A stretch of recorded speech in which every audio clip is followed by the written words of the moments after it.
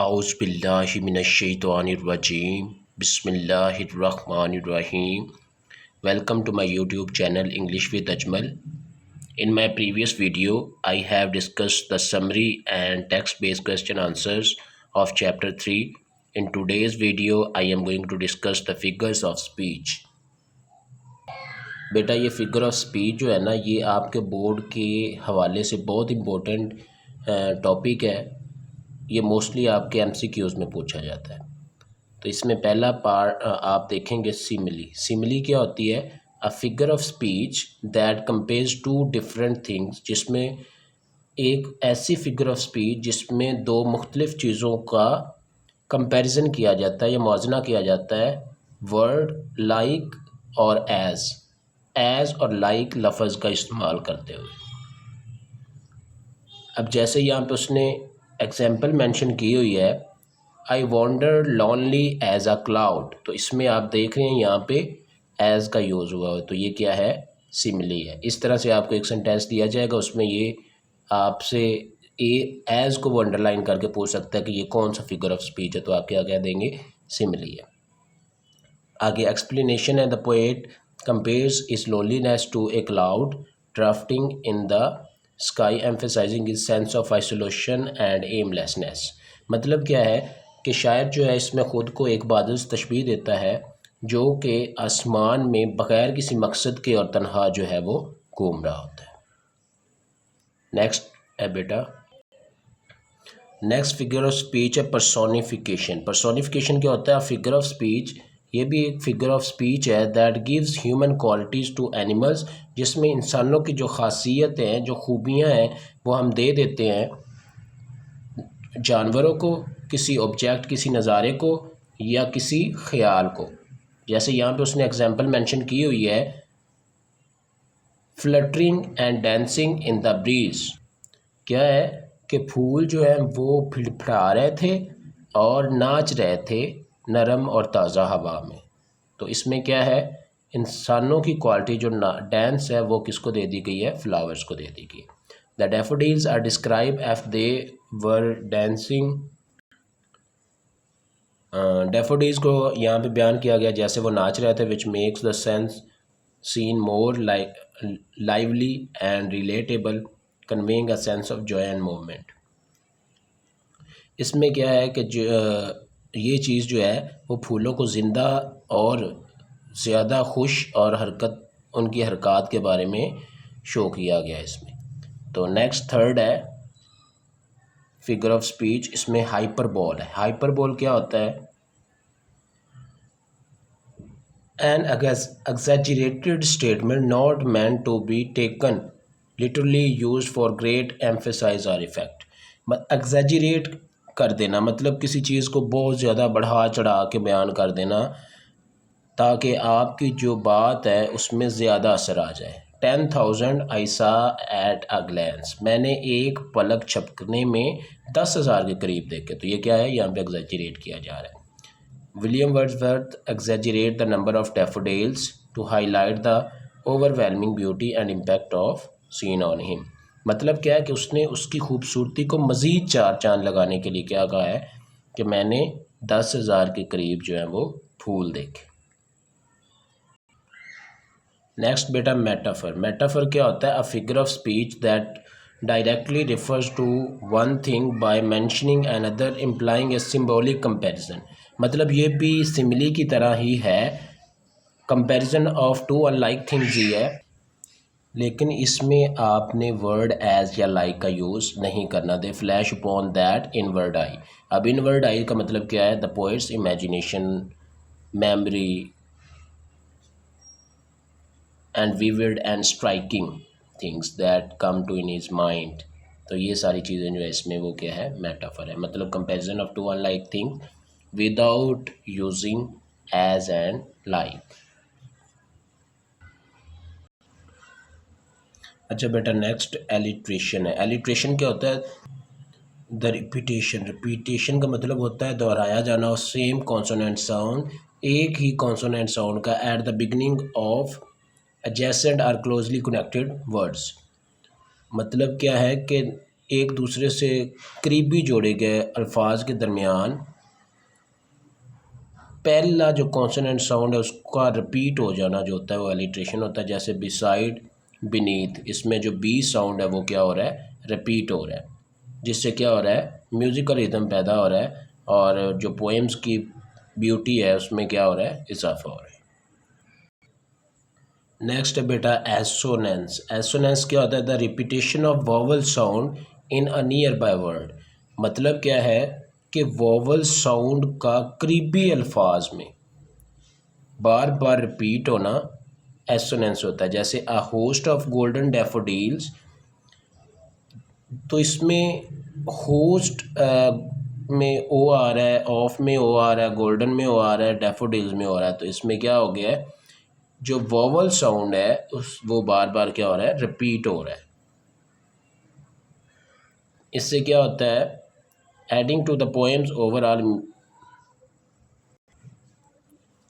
Adding to the poem overall musicality, मतलब music के लिए या खूबसूरती के लिए जो है वो कॉन्सोनेंट जो वर्ड है या वोवल है उसको बार बार क्या किया जा रहा है, रिपीट किया जा रहा है। अच्छा बेटा, इसका लास्ट जो है फिगर ऑफ स्पीच वो इमेजरी या इमेज से निकला है, मतलब कि तस्वीर कशी करना। Descriptive language that appeals to the sense and create mental image. मतलब क्या है कि ऐसी तस्वीर कशी कर देना जिसके ज़रिए आपके जहन में, आपके दिमाग में उसको सुन के कोई ना कोई इमेज क्रिएट हो जाए, उसको क्या कहते हैं, imagery. Continuous as stars that shine and twinkle on the Milky Way. अब इसमें क्या है, वर्ड्सवर्थ यूजेस विजुअल इमेजरी, नज़र आने वाली वो तस्वीर कशी को यहाँ पे इस्तेमाल करता है। डिस्क्राइब द डैफोडिल्स, ताकि वो डैफोडिल्स की वजाहत कर सके कि वो कितने वसी थे, किस तरह से वो टिमटिमा रहे थे, सिमिलर टू स्टार्स, और स्टार तारों से किस तरह से मिलते जुलते थे। द नाइट, रात के वक्त। Enhancing the reader's visualisation of sense, ताकि जो पढ़ने वाला है उसका जो तस्वीर कशी है, मतलब उसके सोचने की जो सलाहियत उसको मज़ीद बढ़ा दिया जाए। अब इसी के रिलेटेड नीचे जो है वो MCQs है, ये आपकी बुक से ही एक्सरसाइज से मैंने लिए हैं। अच्छा, इसमें देखें, द बेबी स्किन, बच्चे की जो स्किन है वो सॉफ्ट एज़, कितनी सॉफ्ट, इसमें मैंने आपको बोला है कि आपने एज़ का यूज़ है, ये सिमली है। अब उसको स्किन को किससे तशबीह दी जा सकती है, सिल्क से, क्योंकि सिल्क भी बहुत ज़्यादा सॉफ्ट होती है, बच्चे की स्किन भी सॉफ्ट होती है। द विंड, विंड क्या होती है, आंधी या तूफान। Through the trees whispering the secrets, अब इसमें क्या आ जाएगा, डांस आ जाएगा। आई वॉज सो हंग्री, मैं इतना भूखा था, I could eat uh horse, कि मैं एक घोड़े को भी खा सकता था। तो क्या था, ये भी एग्जैचरेट किया गया है। अच्छा जी, नेक्स्ट देखिए, the sky was painted with the hues of pink and purple at the sunset. अच्छा जी, इसमें है time is a great healer, वक़्त का एक बहुत बड़ा हीलर है। The lazy cat sat on the mat, अब इसमें क्या है कि साउंड, फर्स्ट जो साउंड है वो रिपीट हो रहा है, रिदम पैदा कर रहा है।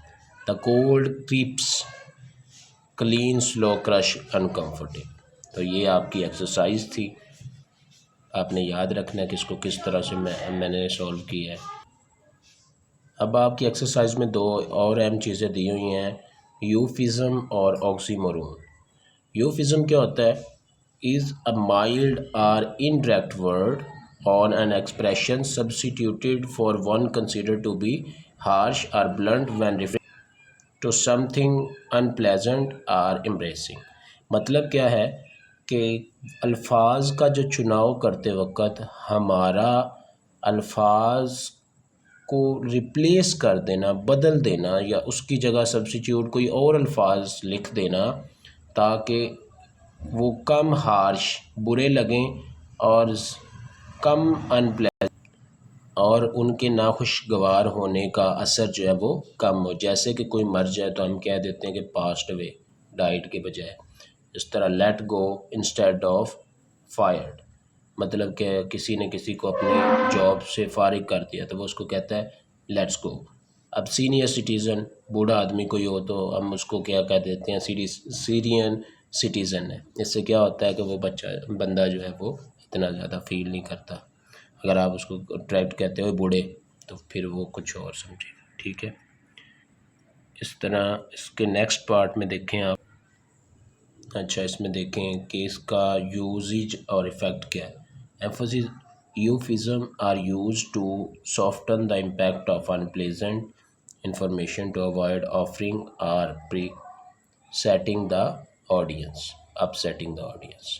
इफ़ेक्ट क्या, they make communication more polite, ये जो है ये बातचीत को ज़्यादा नरम बना देता है। To help to mitigate the emotional response, ताकि उस पर इमोशनल जो है एहसासाती जो है वो कम तासुर पड़े। ऑक्सीमोरोन क्या होता है, an oxymoron is a figure of speech, ये एक फिगर ऑफ स्पीच है दैट कंबाइंस कंट्राडिक्टरी वर्ड, मतलब उसमें कंट्राडिक्शन हो, एक दूसरे के मुतजाद उसमें हो, विद ऑपोजिट मीनिंग, जिसमें एक का वर्ड जो है वो खुशी होती है, दूसरा सैडनेस के लिए होता है। लाइक ओल्ड न्यूज़, पुरानी खबर। अब इसमें देखें जैसे कि हम कहते हैं bitter sweet, deafening silence, jumbo shrimp. तो oxymoron is use to create dramatic effect, highlight complexities or convey deeper meaning through contrast, मतलब कि हमने किसी चीज़ के मीनिंग को ज़्यादा डीप करना हो, ज़्यादा उसको क्या करना हो, हाईलाइट करना हो, तो हम क्या करते हैं, ऑक्सीमोरोन का यूज़ करने हैं। तो इसका इफ़ेक्ट क्या होता है, they provoke thought and emphasize the multifaceted nature of uncertain concept of the condition. तो इससे हम क्या कर सकते हैं कि इससे मल्टी फेस्टेड नेचर जो है वो उस पर जो जोर पड़ता है, असरअंदाज होती है। तो अब क्या है, the poem daffodil does not contain euphemism because Wordsworth language is direct and focused on the beauty and emotional impact of nature beauty. तो अगर आपसे पूछा जाए कि यूफिज्म जो है इसमें यूज़ हुआ है, तो आप कहेंगे कि डैफोडिल्स में यूफिज्म जो है वो बिल्कुल इस्तेमाल नहीं हुआ, क्योंकि वर्ड्सवर्थ जो है उसने डायरेक्ट लैंग्वेज यूज़ की है, ठीक है। उम्मीद करता हूँ आज की वीडियो आपको अच्छी लगी होगी। अगर कोई भी क्वेश्चन हो किसी चीज़ के बारे में समझ ना आए तो आप मुझसे क्वेश्चन पूछ सकते हैं कमेंट बॉक्स में, पूछा करें यार, आप कोई रिस्पॉन्ड ही नहीं कर रहे। अपने दोस्तों के साथ भी शेयर किया करें। अल्लाह हाफिज़।